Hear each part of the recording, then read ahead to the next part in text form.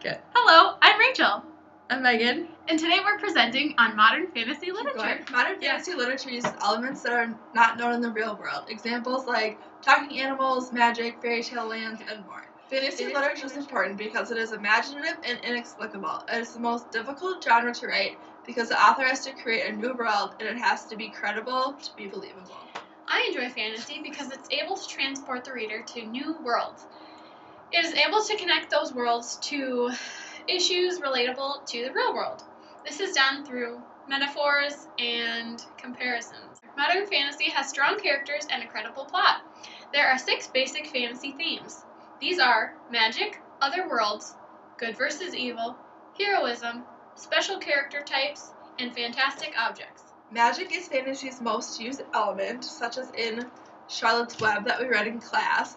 Magic is used in this book because there are talking animals. Other worlds is a place where magic freely operates, such as in Harry Potter, where he's in a whole different world and everything is magic. Good versus evil is another category of the story, and that is where conflict is the main part of the story. The example of that is the Chronicles of Narnia, and that is because there's the conflict between Aslan the lion and the witch. The next category is heroism, and that is when the hero ends where the story began. And an example of that would be the hero and the Minotaur, and he fights the Minotaur and ends up where he was in the beginning. Another theme is special character types, where characters are rarely typical humans.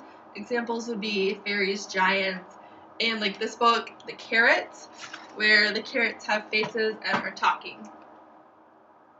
Crazy. The next topic is fantastic objects, where the characters use magical props to accomplish their heroic or evil deeds. The example of this is the Chronicles of Narnia, when the witch with her wand that helps her do magic. The 10 books we just talked about were categories in the modern fantasy genre. Next, we are going to talk about the 6 basic modern fantasy motifs. One of the categories of modern fantasy is animal fantasies. Charlotte's Web is an example of that because the animals are talking. Charlotte's Web is about a talking pig whose life is threatened essentially by the farmer, and his life gets saved by the talking spider who spins webs and her messages, and it ends up saving his life. The next topic is toys and objects with life, and the book I have is The Miraculous Journey of Edward Tulane, and it is written by Kate DiCamillo and illustrated by Bagram Ibetulin. This story is about a China rabbit named Edward, and he goes to all different places, like in a garbage can and a fireside and stuff like that, and basically he's a rabbit with life, and so that's why he's a toy with life.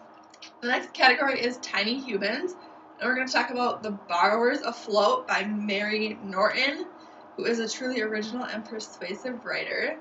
The book is about a small family, the tiny humans, and they get flushed down a drain and end up living in a river in a tea kettle until flood and famine comes and they end up looking for a new home once again. Alright, the next one is Peculiar Characters and Situations, and the book I have is The Graveyard Book by Neil Gaiman, and it has illustrations by Dave McKean. And the peculiar character and situation in this story is Nobody Owens is his name, and he is growing up living in a graveyard, and so he has all kinds of weird things that happen to him because he is growing up around weird situations and people. The next category of modern fantasy is imaginary worlds, and I'm going to talk about The Celestial Globe by Marie Rutkovsky. It's about a girl named Petra Kronos, and after stealing her father's eyes back from Prince Rodolfo, Petra lives in grave danger. When the prince's monsters attack her, help comes from an unwanted source. She and her tin spider, Astrophil, are spirited away to London, where she learns more about her magical abilities. And in the end, her friends come and look for her while on a ship with gypsies. Alright, so the next book is Supernatural Tales, And this book is called Wait Till Helen Comes, A Ghost Story, and it is by Mary Downing Hahn. And this is, as it explains, a ghost story about 12-year-old Molly and her brother Michael. They never liked their younger stepsister Heather. They moved into a church with a cemetery in the backyard. And Heather starts talking to a ghost named Helen. And Molly, the sister, thinks Heather is in some kind of danger, but when she tries to help, Heather twists things around to get her into trouble. And so it's kind of a mystery and a ghost story. The next category of modern fantasy is time warp fantasies, and we have 2 books from a series called The Time Warp Trio by John Sykes. We have the 5th book here where they go to 2095 and deal with stuff in the future like billboards jumping out at them and such. And then the 16th book in the series, they are on an adventure with Marco Polo and end up in China. The next book in the category is high fantasy, and the book I chose for that is The Lion, the Witch, and the Wardrobe. And high fantasy is either a fairy tale or is defined by having the 6 fantasy categories within the whole entire book. Those 6 categories are magic, other worlds, good versus evil, heroism, special characters, and fantastic objects. And The Lion, the Witch, and the Wardrobe has all of those. It has magic because the witch uses magic with her wand. Other worlds because they go through the wardrobe into Narnia. Good versus evil is the lion versus the witch. Heroism with some of the characters in the story as well as the lion. And then special characters such as the I don't know. There's a lot of weird stuff. There's, half horse, half goat guy. And fantastic objects being the witch's wand. The next book that we're going to talk about is Pinocchio. It is a novelized traditional tale. It is written by Carlo Collodi and illustrated by Fulvio Testa. The book is about a wooden puppet who is carved out of wood by an old carpenter, Geppetto. He longs to be a real boy, but Pinocchio has a lot to learn as he embarks on many naughty, mischievous, and challenging adventures, but he truly becomes a good little boy. It is considered a novelized traditional tale because it was once spoken orally and passed down that way, and now has become a novel. The next category is magical powers, and the book I have for that is The Chocolate Touch by Patrick Skeen Catling, and the pictures are by Margot Apple. And the magical powers in this story are a boy named John Midas. He loves chocolate, and he loves it so much that he'll eat it any hour of the day. And he thinks chocolate's better than any other type of food, but it gets him in trouble because eventually everything he touches turns to chocolate. What happens next? You'll have to read it to find out. So one of the books that we chose as our favorites from the fantasy genre was Click, Clack, Moo, Cows That Type by Doreen Cronin and pictures by Betsy Lewin. Click, Clack, Moo, Cows That Type.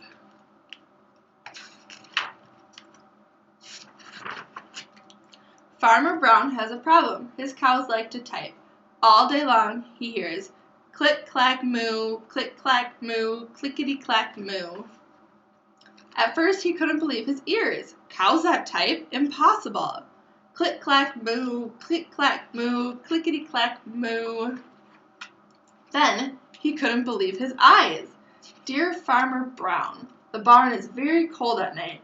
We'd like some electric blankets. Sincerely, the cows. It was bad enough the cows had found the old typewriter in the barn. Now they wanted electric blankets? No way, said Farmer Brown. No electric blankets. So the cows went on strike. They left a note on the barn door.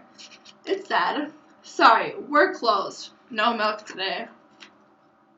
No milk today? Cried Farmer Brown. In the background he heard the cows busy at work. Click, clack, moo, click, clack, moo, clickety, clack, moo. The next day he got another note. Dear Farmer Brown, the hens are cold too. They'd like electric blankets. Sincerely, the cows. The cows were growing impatient with the farmer. They left a new note on the barn door. No eggs, no milk, closed. No eggs, cried Farmer Brown. In the background he heard them. Click, clack, moo, click, clack, moo, clickety, clack, moo. Cows that type. Hens on strike. Who ever heard of such a thing? How can I run a farm with no milk and no eggs? Farmer Brown was furious. Farmer Brown got out his own typewriter. Dear cows and hens, there will be no electric blankets. You are cows and hens. I demand milk and eggs. Sincerely, Farmer Brown. Duck was a neutral party, so he brought the ultimatum to the cows. The cows held an emergency meeting. All the animals gathered around the barn to snoop, but none of them could understand moo. All night long, Farmer Brown waited for an answer. Duck knocked on the door early the next morning. He handed Farmer Brown a note.